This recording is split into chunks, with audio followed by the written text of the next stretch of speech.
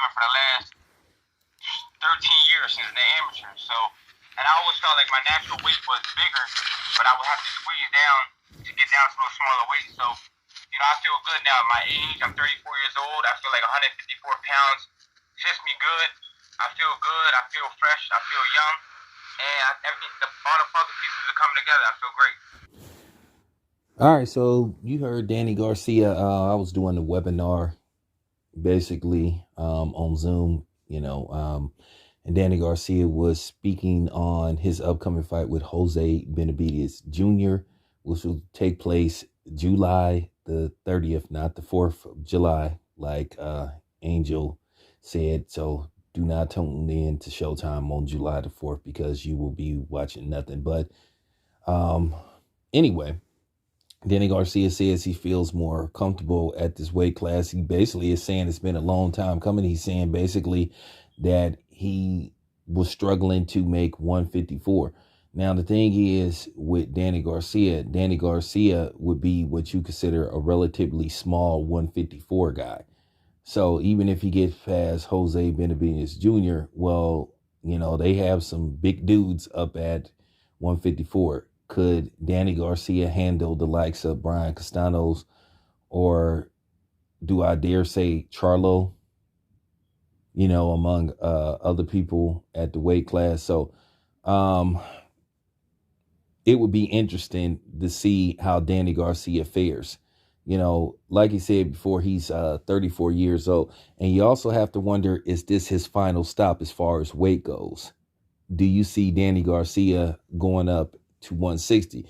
And even so, could Danny Garcia make any kind of noise at 160? He's saying that his power is still there. He said he's going to be even more powerful. He basically didn't really go into deep detail about the Errol Spence fight. He just said it's just one of those things you learn from, whether you lose or win. And I think that's a politically correct answer, So it is going to be interesting to see how Danny Garcia fares, because he hasn't fought in a while. He hasn't fought since the Errol Spence fight, and that was in December of 2020. And also, that was under different conditions, and you already know what type of conditions it was under. So we'll see. So this fight is going to take place in the Barclays Center. Danny Garcia headlined the first actual fight at the Barclays Center under the Showtime banner. So that's interesting that he returns to where it all started, making his debut at 154. This fight is going to be fireworks. I don't think this fight is going the distance. At the end of the day, Danny Garcia, history proves he does well against come forward fighters.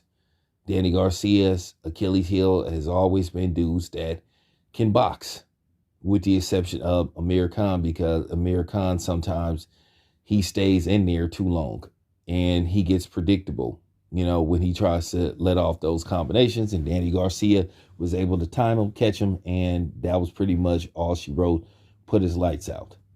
But we'll see. It's going to be very interesting. Anyway, once again, July the 30th, Showtime.